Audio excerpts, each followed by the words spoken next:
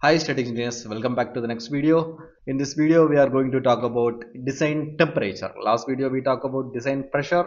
We discussed about the internal pressure and external pressure in separate videos. In this video we will discuss about the design temperature. If you compare the design temperature with the design pressure, in design pressure there are many terms. I have listed more than 5 to 6 kind of pressures in the design pressure section. For the temperature, we have only two or three. There is no much complications. It is simple, but it is really important. Most of the engineers doesn't care about the design temperature in initial stages, but it is very crucial for our design. A design temperature can able to change the vessel completely. It can able to change the thickness. It can able to change the complete design of the vessel. It can able to change the material of the vessel also. As initially I told, the temperature, the design temperature affect the design. Does it affect? Does it really affect? It always, yes, design temperature will affect the vessel design. Mostly why the confusion arrives means, in any formula which codes provide us to calculate the thickness or any other stresses, we don't use the temperature directly into the formulas. Then why the design temperature matters? We will discuss those topics. Okay, like design pressure, if you ask me to differentiate the temperature, I can differentiate into two. One is high temperature and another one is low temperature. The high temperature changes the strength limit and the low temperature changes the impact resistance, and the material strength is entirely depend on its thermal state. In this video we will discuss about those things. What are all the effects of high temperature? In this slide we can discuss detailed about how the high temperature affects our material, how the high temperature affects the material strength. There is a concept called room temperature strength ratio. That means if you take any material and we will measure the strength of the material using the room temperature only. That is a stable condition of that particular material that we will consider. Okay, in the room temperature how the material behaves, that is a strength ratio concept. Okay, steel can able to retain the strength up to approximately 300 degrees Celsius. We can take one example as SA516 grade 70. That is almost a mother of the material. We are going to use it everywhere in every industry. We are going to use SA516 grade 70. For SA516 grade 70, the material strength going to drop significantly after almost 400 degrees Celsius. Here I have mentioned 300, but if you take a example as SA506 grade 70, the allowable stress when it reaches to 400 degrees Celsius drops drastically. Up to 400 degrees Celsius, the graph will remains like this, like a straight line. After 400 degrees Celsius, the graph is going to drop significantly. That is due to the temperature effects. That is due to the increase of temperature. When we are going to increase the metal temperature, the metal is going to weaken and weaken significantly. Where do engineers get the strength value? If I take the previous chart, I already told that SA516 grade 70, the strength of the material going to drop at 400 degrees Celsius. How can I able to say that?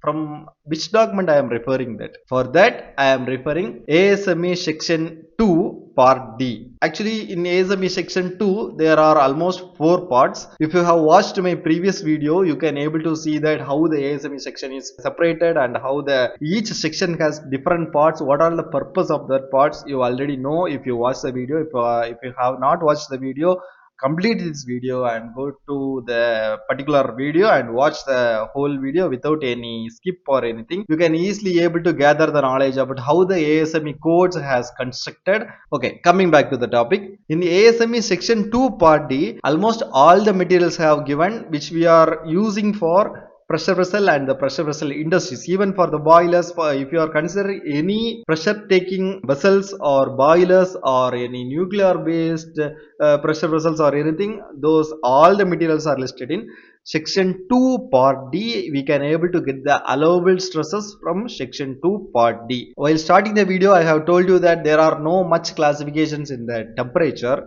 but we can classify the temperature as operating temperature and design temperature. There are two things you need to remember. The operating temperature is simple as same as the operating pressure. The average metal temperature we are expected during the normal operation. It is similar to the pressure, and for the design temperature it must be always higher than the operating temperature. For the pressure also it is same thing, it is completely common. Design temperature and design pressure has to be higher than the operating temperature and operating pressure. But for design pressure, we will calculate the design temperature. For design pressure, we have to calculate from the operating pressure. But here the scenario is little bit different. We are not going to calculate the design temperature. Instead of that, we are going to increase the operating temperature by 10 to 30 degrees Celsius. It is vary by the each company where you work. For design temperature, we are not going to calculate the value. We are just assuming plus 10 degrees or plus up to plus 30 degrees we can able to increase. I'll give you a one bonus thing. In the early phase of design, what you can able to do is, if you get one design temperature, sorry, if you get one operating temperature, consider it as a 100 degrees Celsius. Okay, no, consider it as a 95 degrees Celsius or 92 degrees Celsius, or you can able to round up it as 100. But instead of rounding the value, you can check the ASME section 2 part D. They have listed some temperatures. They have given 150 degrees Celsius. If the next temperature is 170 degrees Celsius, or in our case, if they have listed 80 degrees Celsius and they have listed 100 degrees Celsius or any 120 degrees Celsius, you can directly take the next value. Operating temperature is 92 degrees Celsius. For margin, you can take the 125 degrees Celsius, which is listed in the ASME section 2. That will be very easy for you, and it will avoid some unnecessary confusion. So that will be a better idea if you are a beginners. Okay, temperature variations in equipment. There is a myth, actually it is not a myth, it's a misunderstanding that we are designing one particular vessel, there must be one particular temperature, right? No, it can vary. It must vary in taller columns. If there is any process, different processes going on each sections, the temperature will be differs in each zone. In the picture you can able to see the, consider it as a distillation column. Okay, distillation column means column which we are going to use in the hydrocarbon, separation of the hydrocarbon. The hydrocarbon means the petroleum separations. In the bottom of the vessel, the crude oil process has to be started. During that process, the particular area going to experience higher temperature. After that, the process is going to continue. It is going to be kerosene, diesel, petrol, and finally the LPG. Those kind of process will take care inside a single distillation column. If everything happens inside a single column, means the bottom will experience higher temperature comparing to the middle and top portions. For those kind of vessels, we need to design each and every section separately, each and every zone separately. In the bottom portions, we have to use the allowable stresses for the particular temperature,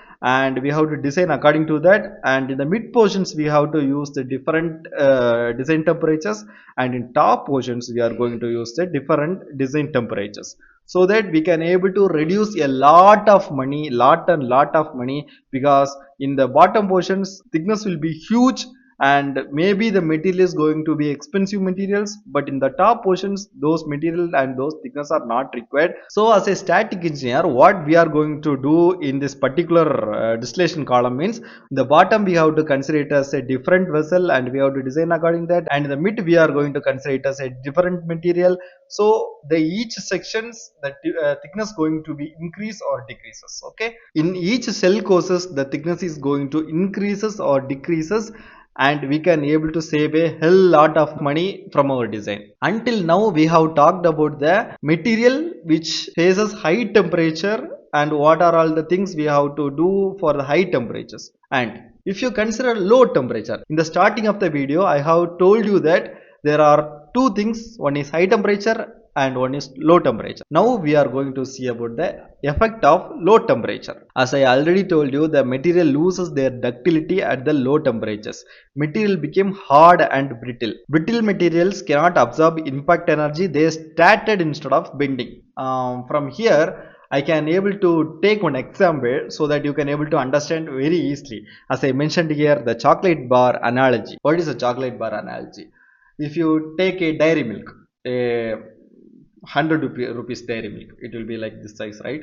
If you freeze the chocolate bar inside the refrigerator and if you want to share with your partner or any other friends, you can easily able to break the chocolate, right? You can easily able to break it and you can able to share with your loved ones or anybody. But if you forgot to keep the chocolate inside the refrigerator, it is still in your bag. Maybe after 1 or 2 hours you want to split the chocolate with your friends or your loved one, you can't able to split that chocolate. The chocolate is going to stitch, or you can't able to break it properly. That explained everything. That is the effect due to the low temperature and high temperature. In high temperature, the material behaves like the sticky chocolate. It will tensile. We can able to stitch the material. But in the colder conditions, in the freezing conditions, the material not going to tensile, it's going to brittle, it's going to break. In the colder conditions, if you give any small impact to that particular material, the material going to scatter like a glass. If you are doing design for any low temperature materials, it's very crucial. I can also give one pretty good example for the low temperature effect. In World War II, one incident happened due to this low temperature effect to a particular ship. Actually, it is a pretty big ship. Ship is used to transfer food and medical things USA to Russia, to Soviet Union. The ship has to travel via Norway because it can't able to travel near Germany. If they travel near Germany, they can easily attack the ship. So they took a long route and they travel via Arctic Ocean. Suddenly the ship has collapsed. It's scattered. It's scattered. It's pretty big ship. Suddenly the ship has collapsed and shrink into the water. Nobody knows what happened. There is no enemy attack. There is no any other external things. The ship suddenly collapsed inside the sea, and everybody is shocked what happened. After that, they have researched what happened to that ship. That is due to the ship is built at a very sunny region in the USA. The ship's material has not designed for the low temperature applications. When the ship travels to the particular low temperature region, the material can't able to withstand that temperature. A small impact, it may be happen due to the icebergs. If a small iceberg hit that ship, the whole ship has collapsed and it completely shrunk. It has made a huge impact in material design. After that, the engineers, the community, everybody came to know about how the low temperature is going to affect the material. After that incident only, the engineers and everybody given a high importance to the low temperature. Okay, we came to the end of the video. I know this video is too much to digest. What my recommendation is, at least watch this video twice so that you can able to clear picture about design temperature, so that you can able to get the content properly. Okay, bye.